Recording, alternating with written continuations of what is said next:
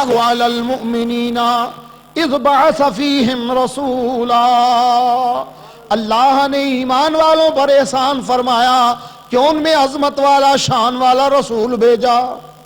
لو ایمان سے بتائیے، احسان جس پر ہوگا وہی احسان کا شکریہ ادا کرے گا،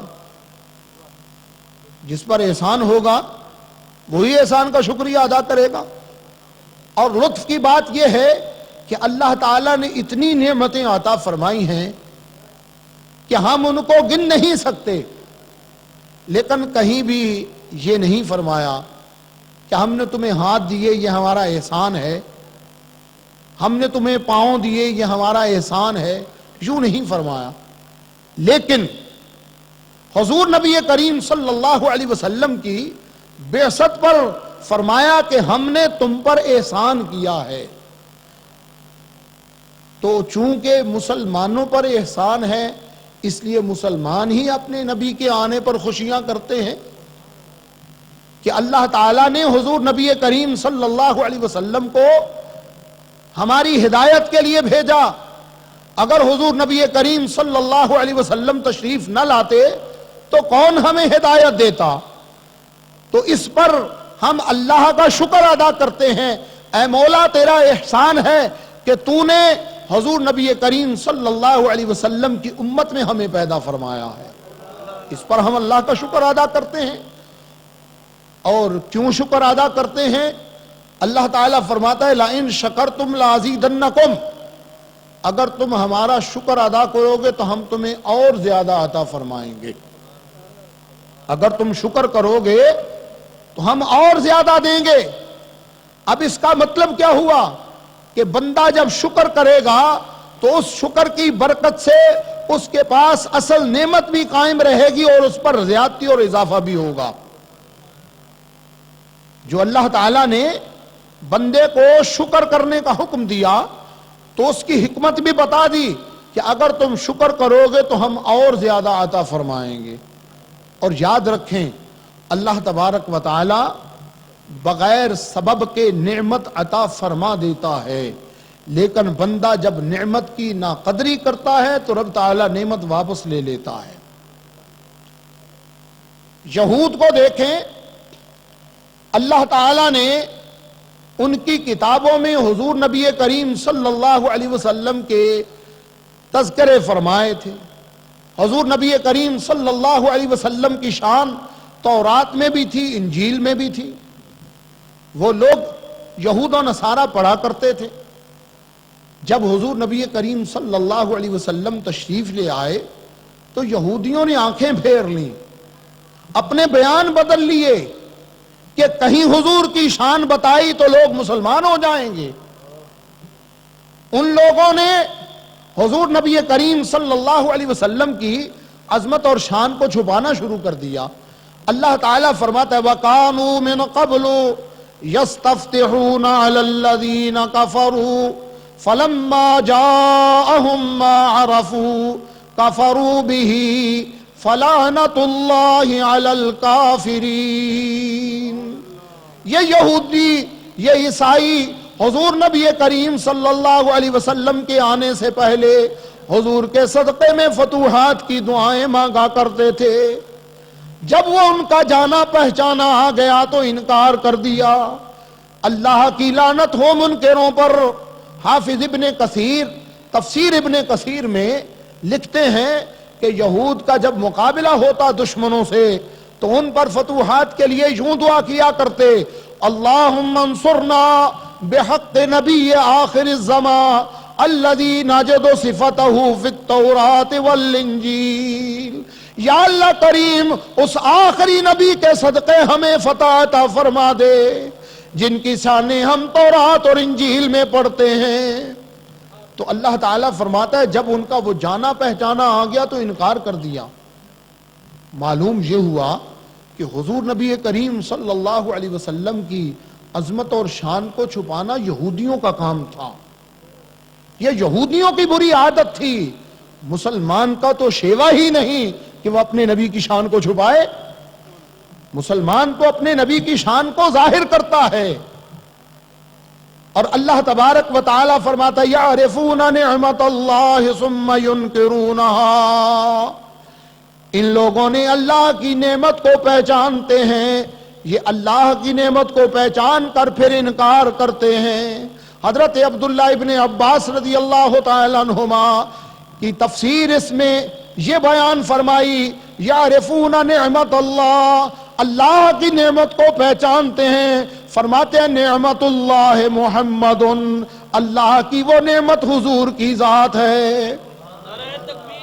اللہ اکبر، یا رسول اللہ، یا رسول اللہ، زندہ باد، زندہ باد۔ یہ اس کے ضمن میں آپ کو میں میلاد شریف کے بارے میں بتا رہا ہوں کہ میلاد شریف کرنا یہ جائز ہے، مستحب ہے، تو اس کے دلائل کیا ہیں؟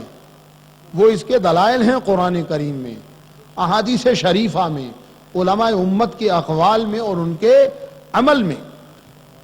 حضور نبی کریم صلی اللہ علیہ وسلم کے رب نے حضور کی آمد کا تذکرہ فرمایا، اور اگر میں اس کو یوں کہوں کہ میلاد شریف کرنا یعنی حضور نبی کریم صلی اللہ علیہ وسلم کی ولادت باسعادت کا تذکرہ کرنا، یہ سنت الہیہ ہے، یہ اللہ تعالیٰ کا طریقہ ہے، اس نے قرآن کریم میں حضور نبی کریم صلی اللہ علیہ وسلم کی آمد کو بیان فرمایا ہے، اور مختلف عنوانات میں فرمایا قل یا ایھا الناس انی رسول اللہ الیکم جمیعا، اے محبوب فرما دو اے لوگو، کیا فرمایا؟ اے لوگو میں تم تمام کی طرف اللہ کا رسول ہوں، میں تم تمام کی طرف اللہ کا رسول ہوں۔ اور یہ خطاب کن لوگوں کو ہے؟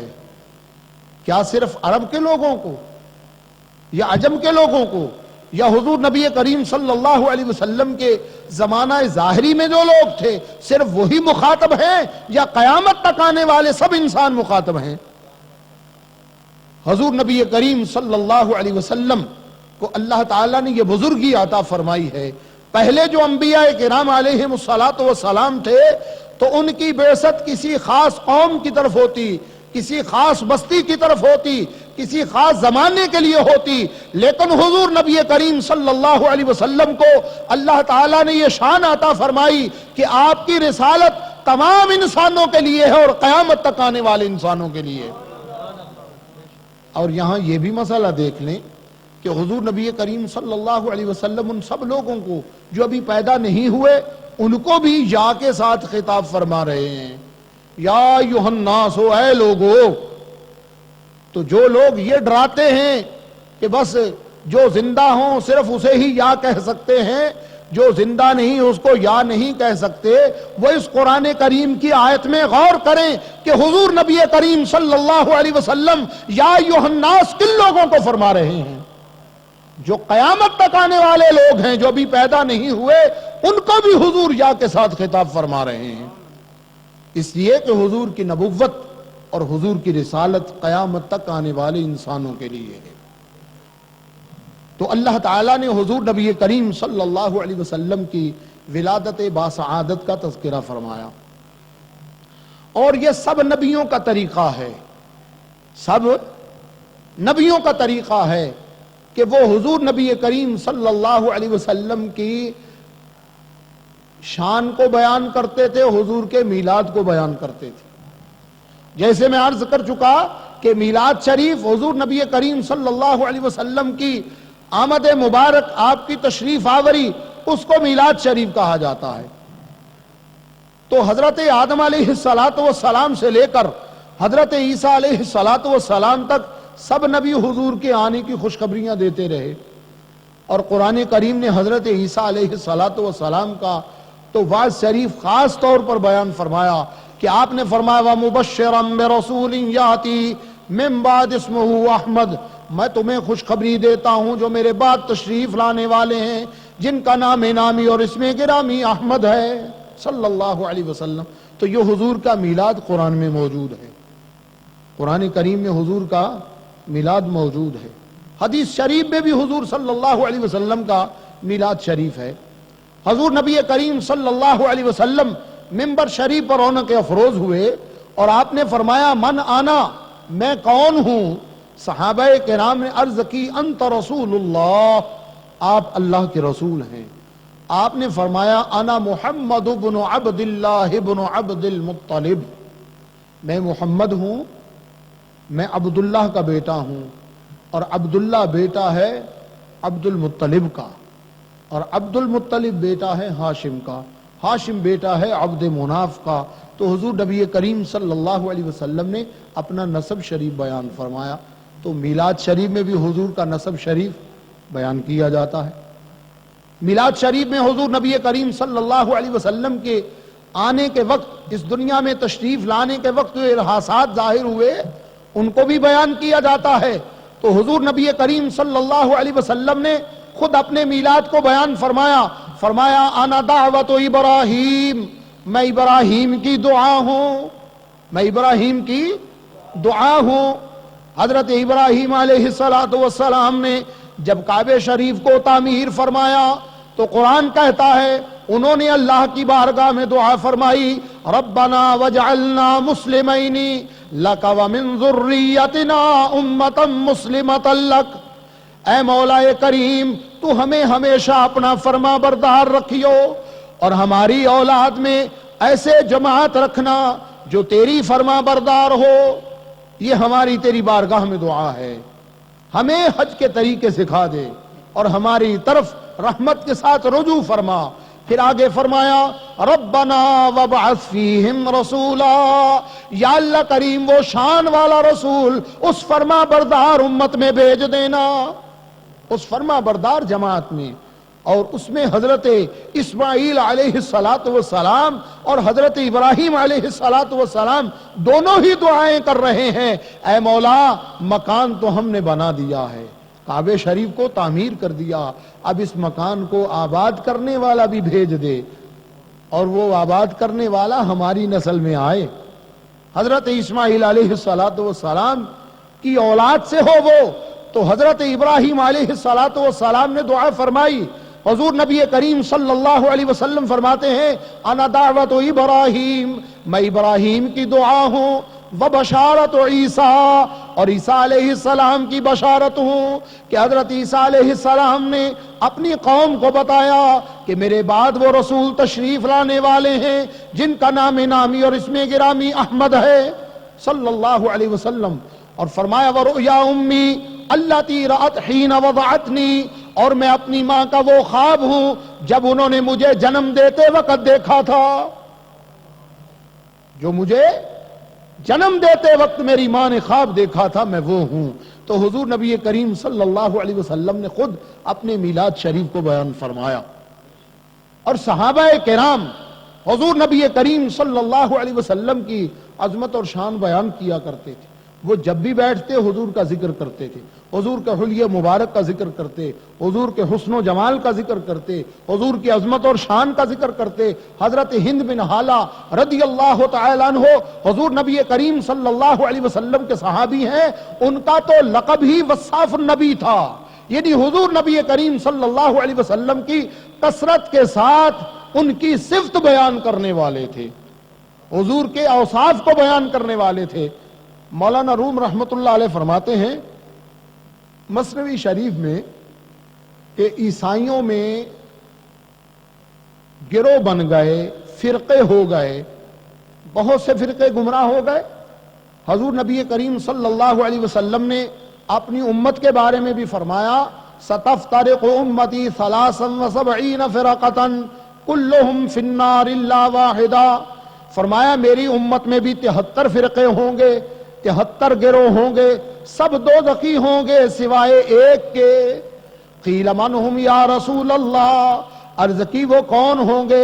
فرمایا ما انا علیہ و صحابی، جس پر میں اور میرے صحابہ ہیں، جس پر میں اور میرے صحابہ ہیں۔ وہ گروہ کون سا ہے؟ وہ گروہ اہل سنت و جماعت کا ہے، وہ گروہ اہل سنت و جماعت کا ہے۔ حضرت شیخ محقق رحمت اللہ تعالی علیہ آپ فرماتے ہیں کہ جنتی گروہ اہل سنت کا ہے۔ پھر آپ نے سوال قائم کیا کہ اگر کوئی شخص یہ کہے کہ ہر گروہ ہر فریق یہ دعویٰ کرتا ہے کہ ہم ہی وہ ناجی گروہ ہیں، ہم ہی جنتی گروہ ہیں، تو فرمایا یہ دعویٰ تو بغیر دلیل کے ہے، یہ دعویٰ بغیر دلیل کے ہے۔ تو پھر سوال کیا تو اہل سنت جو دعویٰ کرتے ہیں کہ ہم جنتی گروہ ہیں، اس پر کون سی دلیل ہے؟ تو آپ فرماتے ہیں دنیا بھر کے علماء کی کتابیں جمع کر لو، جتنے بھی لوگ ہوئے علماء، فقہاء، محدثین، سب کی کتابیں جمع کر لو تو ان میں دیکھ لو علماء کے وہی عقیدے ہیں جو اہل سنت کے عقیدے ہیں۔ اور یہ بھی یاد رکھیں، پہلے نبیوں میں بھی اولیاء اللہ ہوتے تھے، پہلے نبیوں کی امتوں میں بھی اولیاء اللہ ہوتے تھے، اور جب حضور نبی کریم صلی اللہ علیہ وسلم تشریف لے آئے تو پہلی امتوں میں اب کوئی ولی نہیں ہو سکتا، پہلی امتوں میں اب کوئی ولی نہیں ہو سکتا۔ کیوں؟ کہ حضور نبی کریم صلی اللہ علیہ وسلم تشریف لے آئے، رب تعالیٰ نے سب دروازے بند کر دیے، صرف ایک حضور کا دروازہ کھلا ہوا ہے۔ جو بھی ولی بنے گا حضور کے دروازے سے گزر کر بنے گا۔ اب غور فرمائیں کہ حضور نبی کریم صلی اللہ علیہ وسلم کے زمانہ ظاہری سے لے کر آج تک جتنے بھی اولیاء کرام ہوئے ہیں وہ سب اہل سنت و جماعت سے ہوئے ہیں۔ کسی اور گروہ، کسی اور فرقے میں اللہ کا ولی نہیں ہوا۔ تو اہل سنت کے حق ہونے کی ایک دلیل یہ بھی ہے کہ جتنے بھی اولیاء کرام ہوئے وہ سب اہل سنت کے عقیدے میں ہوئے۔ اگر کوئی شخص یہ دعویٰ کرے کہ ہمارے فرقے میں بھی ولی ہوئے ہیں تو ہم پوچھ سکتے ہیں قرآن نے ولی کی شان کیا بیان فرمائی؟ قرآن نے ولی کی شان کیا بیان فرمائی؟ حضرت جناب سیدنا سلیمان علیہ السلام اپنا دربار لگائے بیٹھے ہیں تو ملکہ بلقیس آپ کی خدمت میں حاضر ہونے کے لیے آ رہی ہے۔ جب تھوڑا ہی فاصلہ رہ گیا تو آپ نے اپنے درباریوں سے فرمایا ایکم یاتینی بعرشہا قبل ان یاتونی مسلمین، تم میں کون ہے کہ اس کے فرما بردار ہو کر حاضر ہونے سے پہلے اس کا تخت ہمارے بارگاہ میں پیش کر دے؟ تو قرآن کہتا ہے قال عفریت من الجن انا آتیک بہ قبل ان تقوم من مقامک، تو ایک جن نے کہا کہ آپ کی مجلس برخاست ہونے سے پہلے میں لے آؤں گا۔ تو حضرت سلیمان علیہ السلام نے فرمایا ہمیں اس سے جلدی چاہیے۔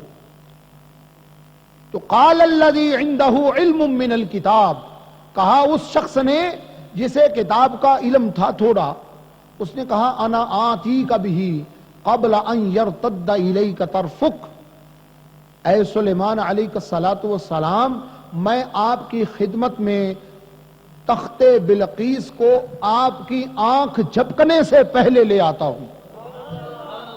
کتنی دیر میں؟ آنکھ جھپکنے سے پہلے۔ آنکھ جھپکنے میں کتنے گھنٹے لگتے ہیں؟ کتنا وقت لگتا ہے؟ جب حضرت سلیمان علیہ السلام کا امتی پلک جھپکنے سے پہلے تخت بلقیس لے آتا ہے اور وہاں سے غائب بھی نہیں ہوتا، اللہ کا وہ ولی وہاں سے غائب بھی نہیں ہوتا اور تخت بلقیس پیش کر دیتا ہے، تو خود اندازہ لگا لیں کہ اللہ کے ولی کی شان کیا ہے کہ وہ ایک جگہ بیٹھے تصرف کر سکتا ہے۔ جب ولی کی شان یہ ہے تو نبی کی شان تو اس سے بھی عرفہ و اعلیٰ ہے۔ اللہ اکبر، یا رسول اللہ، زندہ باد۔ اب جو ولی کی یہ شان مانے گا تو اس کے مذہب اور عقیدے میں تو اولیاء ہوں گے، اور جو یہ شان نبی کے لیے نہ مانے اس کے عقیدے میں اولیاء اللہ کہاں ہوں گے؟ اس کے عقیدے میں اولیاء اللہ کہاں ہوں گے؟ اور یاد رکھیں ولایت جو ہوتی ہے وہ اللہ تعالیٰ کا فضل ہوتا ہے، اور حضور نبی کریم صلی اللہ علیہ وسلم کے ذریعے سے ملتا ہے۔ اور جس کا عقیدہ ہو نبی مر گیا ہے معاذ اللہ، اسے کیا فیض حاصل ہوگا؟ لوگ ہمیں تانا دیتے ہیں تم مردوں کے پاس جاتے ہو، تم مردوں کے نام جپتے ہو۔ غور کرو ہم تو نہ کسی مردے کے پاس جاتے ہیں نہ مردوں کا نام جپتے ہیں، ہم تو زندوں کا نام لیتے ہیں اور زندوں کے پاس جاتے ہیں. ہم زندوں کا نام لیتے ہیں، زندوں کے پاس جاتے ہیں. ہم جس نبی کا کلمہ پڑھتے ہیں ہم اسے بھی زندہ مانتے ہیں. لا الہ الا اللہ محمد الرسول اللہ پڑھتے ہیں تو ہم اپنے نبی پاک صلی اللہ علیہ وسلم کو زندہ مانتے ہیں. کیا معنی ہے اس عقیدے کا کہ حضور نبی کریم صلی اللہ علیہ وسلم پر ایک آن کے لیے اللہ کا وعدہ پورا کرنے کے لیے موت طاری ہوئی، آپ پر موت طاری ہوئی اللہ کا وعدہ پورا کرنے کے لیے. اس کے بعد حضور کی پھر حیات ہے، حضور پھر زندہ ہیں. اس لیے ہم زندہ نبی کا میلاد مناتے ہیں، زندہ نبی کا میلاد مناتے ہیں، سوگ نہیں کرتے. اور یہ مسئلہ خوب ذہن میں بٹھا لیں کہ شریعت مطہرہ نے سوگ کرنے کا ہمیں طریقہ بتایا ہے، سوگ کرنے کا طریقہ بتایا ہے. مسلمان جب کوئی فوت ہو جائے تو شریعت مطہرہ نے صرف سوگ کے 3 دن مقرر کیے ہیں. کتنے دن مقرر کیے ہیں؟ 3 دن سوگ کے لیے مقرر ہیں. ہاں، بیوہ عورت کے لیے حکم ہے کہ اگر اس کا شوہر فوت ہو جائے تو وہ 4 مہینے 10 دن سوگ کرے گی. کتنے دن سوگ کرے گی؟ 4 مہینے 10 دن سوگ کرے گی. لیکن یہ مسئلہ کسی کتاب میں نہیں ملا کہ سال گزرنے کے بعد جب اس بیوہ کے شوہر کی وفات کا دن آئے گا تو بیوہ پھر 4 مہینے 10 دن سوگ کرے گی. ہر سال وہ سوگ کرے گی. اگر کسی کا باپ فوت ہو جائے تو جب وہ فوت ہوا تو فوت ہونے کے 3 دن تک اس کے لیے سوگ ہے. کیا جب اگلا سال آئے گا تو وہ اپنے باپ کے انتقال کے لیے سوگ کرے گا؟ تو جب مسلمان ایک مرتبہ اپنے فوت شدہ کے لیے سوگ کر چکا تو بار بار تو اس کا سوگ کیا نہیں جاتا، بار بار سوگ نہیں کیا جاتا. یہی وجہ ہے کہ ہم حضور نبی کریم صلی اللہ علیہ وسلم کے سوگ میں ہر سال نہیں بیٹھتے. حضور کے سوگ میں ہر سال نہیں بیٹھتے. ہاں، حضور کی تشریف آوری پر خوشی کرتے ہیں، حضور کی تشریف آوری پر خوشی کرتے ہیں. اور حضرت امام جلال الدین سیوطی رحمت اللہ علیہ فرماتے ہیں خوشی نعمت کے ملنے پر کی جاتی ہے، خوشی نعمت کے ملنے پر کی جاتی ہے.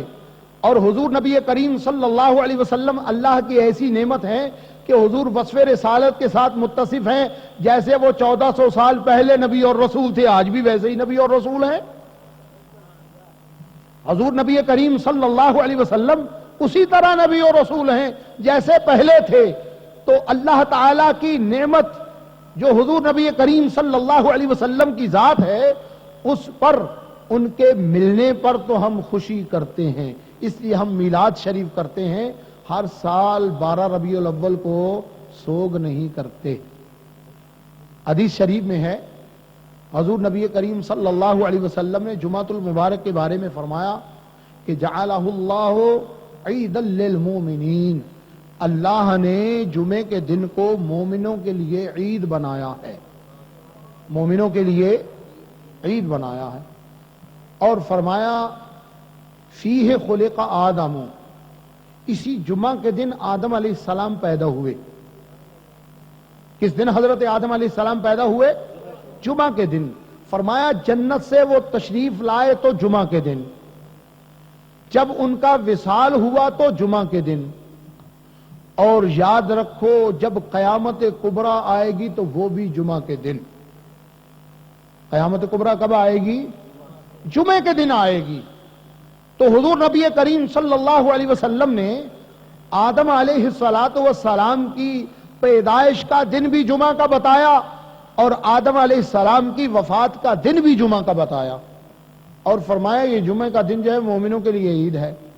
اب کوئی اگر سوال کرے جو حضور صلی اللہ علیہ وسلم کے میلاد پر سوال کرے کہ حضور کی تو اس دن وفات ہے اور تم خوشی کرتے ہو، تو کیا ہم پوچھنے میں حق بجانب ہیں کہ آدم علیہ السلام کی وفات جمعہ کے دن ہے تو جمعہ کے دن خوشی کیوں کرتے ہو؟ حالانکہ حضور نبی کریم صلی اللہ علیہ وسلم نے جمعہ کے دن کو مومنوں کے لیے عید فرمایا۔ تو میں یہ عرض کر رہا تھا کہ میلاد شریف یعنی حضور کی ولادت کے تذکرے کرنا یہ پہلے نبیوں کا بھی طریقہ ہے اور حضور کا بھی طریقہ ہے اور حضور کے صحابہ کا بھی طریقہ ہے، حضور صلی اللہ علیہ وسلم کے صحابہ کا بھی طریقہ ہے کہ وہ جب بیٹھتے حضور کا ذکر کرتے۔ حدیث شریف میں ہے جلس ناس من صحاب النبی صلی اللہ علیہ وسلم، حضور نبی کریم صلی اللہ علیہ وسلم کے صحابہ کرام کی ایک جماعت بیٹھی ہے اور آپس میں گفتگو کر رہے ہیں۔ اللہ نے آدم علیہ السلام کو اپنا صفی فرمایا، دوسرے کہتے ہیں اللہ نے ابراہیم کو اپنا خلیل بنایا، تیسرے کہتے ہیں موسیٰ علیہ السلام کو اللہ نے کلیم بنایا، چوتھے کہتے ہیں عیسیٰ علیہ السلام کو اللہ نے اپنا کلمہ اور روح فرمایا۔ حضور نبی کریم صلی اللہ علیہ وسلم تشریف لائے اور فرمایا سمعت کلامکم، میں نے تمہاری گفتگو کو سن لیا، اور پھر انہوں نے جو باتیں کی ان کی تصدیق اور تائید بھی فرما دی۔ فرمایا آدم علیہ السلام اللہ کے صفی ہیں اور وہ ایسے ہی ہیں، ابراہیم اللہ کے خلیل ہے اور ایسے ہی ہیں، موسیٰ علیہ السلام اللہ کے کلیم ہے اور ایسے ہی ہیں، عیسیٰ علیہ السلام اللہ کے کلمہ اور روح ہیں اور وہ ایسے ہی ہیں۔ صحابہ کرام کی گفتگو سے یہ معلوم ہوتا ہے کہ صحابہ کرام ایک دوسرے سے یہ گفتگو کر کے یہ سوچ رہے ہوں گے کہ اللہ نے ہمارے آقا و مولا کو کیا شان عطا فرمائی ہے، اللہ نے ہمارے آقا و مولا صلی اللہ علیہ وسلم کو کیا شان عطا فرمائی۔ تو حضور نے اپنی شان کو خود بیان فرمایا، صحابہ کرام سے فرمایا الا وانا حبیب اللہ ولا فخرا، سن لو میں اللہ کا حبیب ہوں اور فخر سے نہیں کہتا، اللہ کی نعمت کو ظاہر کرنے کے لیے کہتا ہوں۔ فرماتے ہیں انا اول شافع وانا اول مشفع، میں ہی سب سے پہلے اللہ کے حضور سفارش کرنے والا ہوں گا اور میں ہی پہلا ہوں گا جس کی سفارش اللہ کی بارگاہ میں قبول کی